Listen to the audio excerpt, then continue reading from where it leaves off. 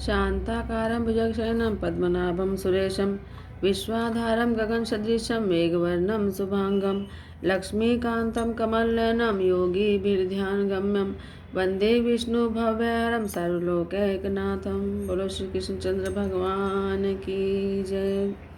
श्री कृष्ण गोविंद हरे मुरारी, हे नाथ नारायण वासुदेव। श्री कृष्ण गोविंद हरे मुरारी, हे नाथ नारायण वासुदेव। हे नाथ नारायण वासुदेव, हे नाथ नारायण वासुदेव, हे नाथ नारायण वासुदेव, हे नाथ नारायण वासुदेव।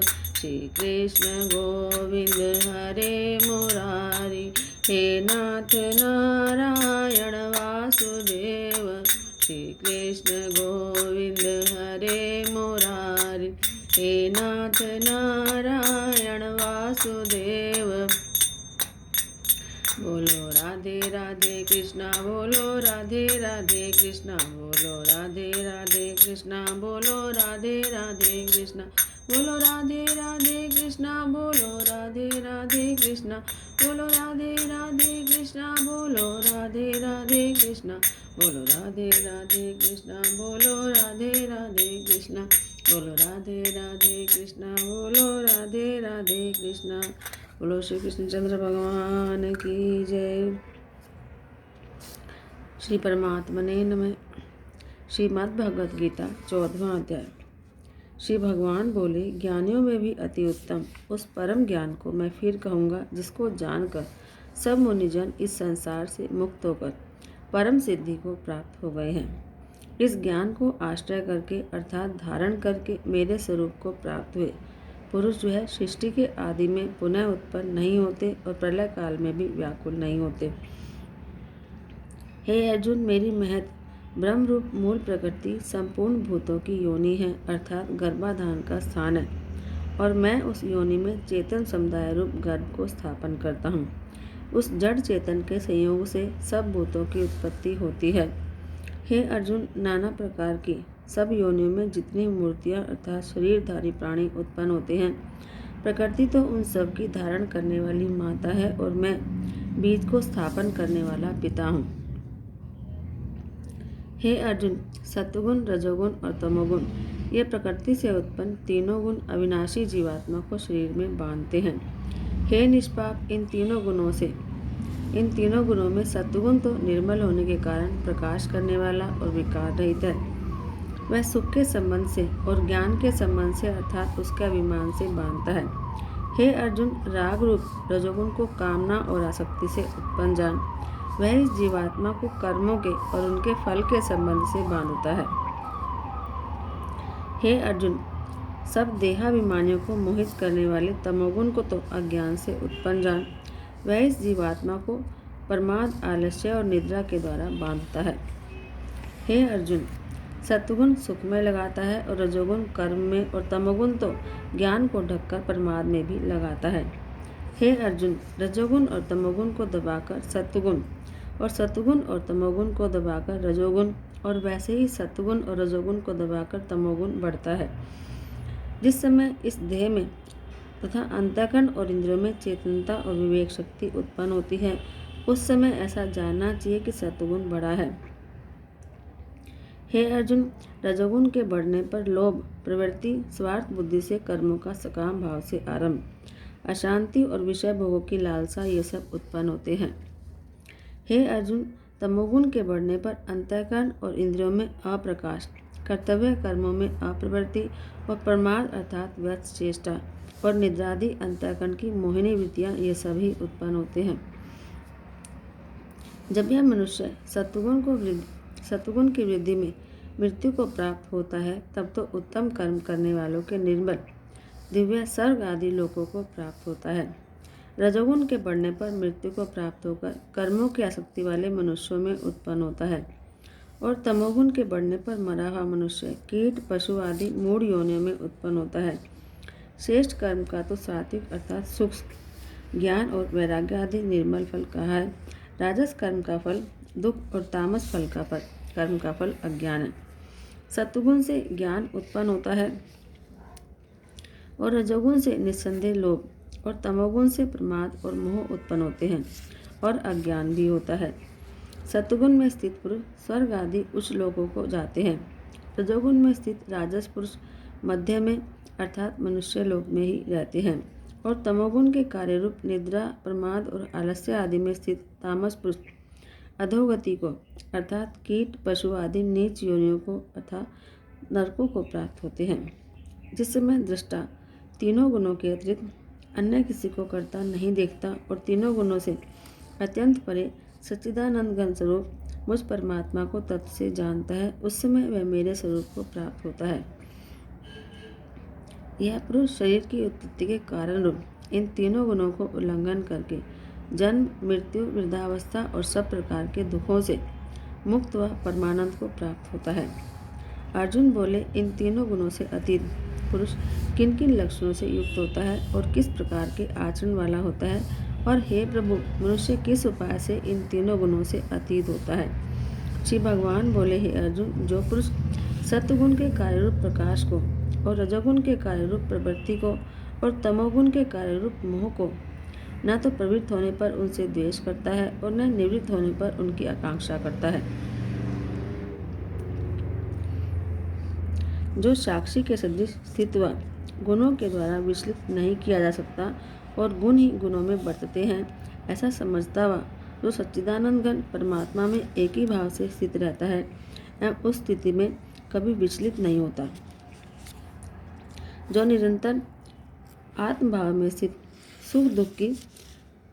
सुख दुख को समान समझने वाला, मिट्टी पत्थर और स्वर्ण में समान भाव वाला, ज्ञानी, प्रिय और अप्रिय को एक सा मानने वाला और निंदा और स्तुति में समान भाव वाला है, जो मान और अपमान में सम है, मित्र और वैरी के पक्ष में भी सम है और संपूर्ण आरंभों में कर्तापन के अभिमान से रहित है, वह पुरुष गुणातीत कहा जाता है।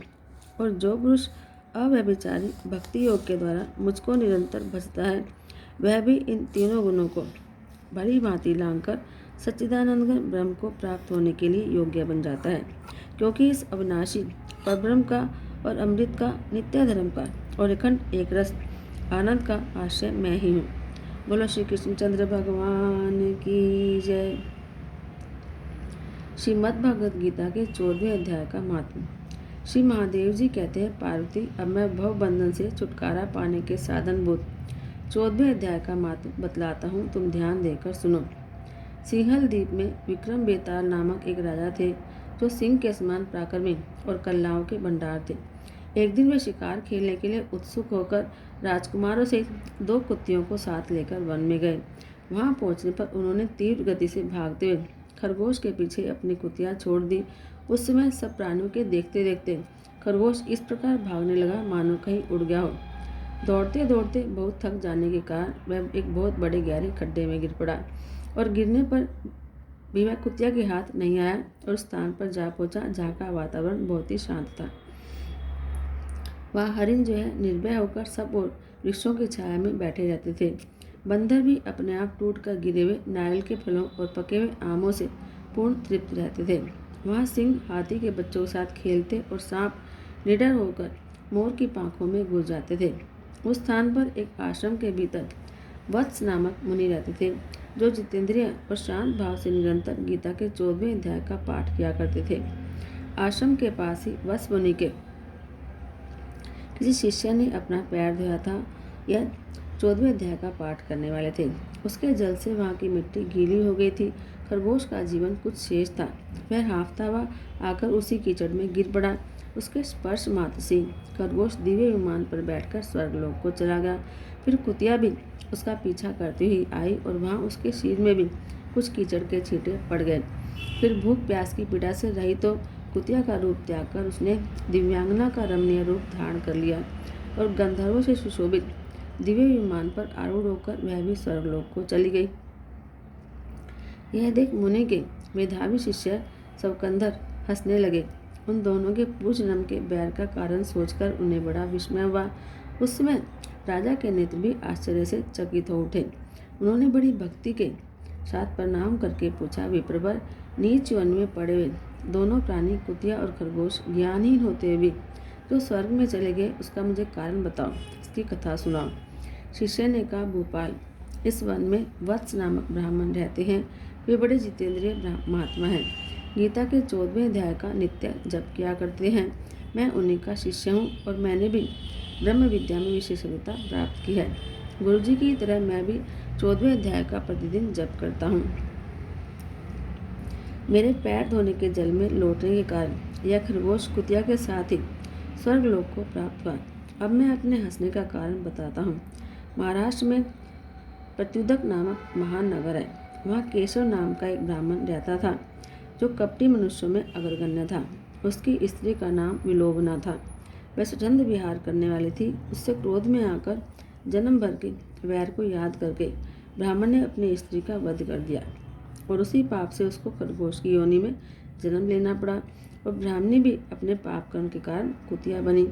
श्री महादेव जी कहते हैं कि यह सारी कथा सुनकर श्रद्धालु राजा ने गीता के 14वें अध्याय का पाठ आरंभ कर दिया। इससे उन्हें भी परम गति की प्राप्ति हुई। बोलो श्री कृष्णचंद्र भगवान की जय। ओम जय भगवत गीते मैया जय भगवत गीते। हरि कमल विहारिणी हरि कमल विहारिणी सुंदर सुपनीते। ओम जय भगवत गीते। कर्म सुमर्म प्रकाशिनी कामा शक्ति हरा मैया कामा शक्ति हरा। तत्व ज्ञान विकासिनी तत्व ज्ञान विकासिनी विद्या ब्रह्म परा। ओम जय भगवत गीते। निश्चल भक्ति विधायिनी निर्मल मलहारी मैया निर्मल मलहारी। शरण रहस प्रदायिनी शरण रहस प्रदायिनी सब विधि सुखकारी। ओम जय भगवत गीते। राग देश वेदार कारिणी मोद सदा मैया कारिणी मोद सदा। भव बहारिणी तारिणी भव बहारिणी तारिणी परमानंद प्रदा। ओम जय भगवत गीते। आसुर भाव विनाशिनी नाशिनी तम रजनी मैया नाशिनी तम रजनी। देवी सद्गुणदायिनी देवी सद्गुणदायिनी हरि रसिका सजनी। ओम जय भगवत गीते। समता त्याग सिखावे हरिमुख की वाणी मैया हरिमुख की वाणी। सकल शास्त्र की स्वामिनी सकल शास्त्र की स्वामिनी श्रुतियों की रानी। ओम जय भगवत गीते। दया सुधा बरसावनी मातु कृपा कीजे मैया मातु कृपा कीजे। हरिपद प्रेम दान कर हरिपद प्रेम दान कर अपनों कर लीजे। ओम जय भगवत गीते। बोलो श्री कृष्णचंद्र भगवान की जय। जय जय श्री राधे जय जय श्री राधे जय जय श्री राधे।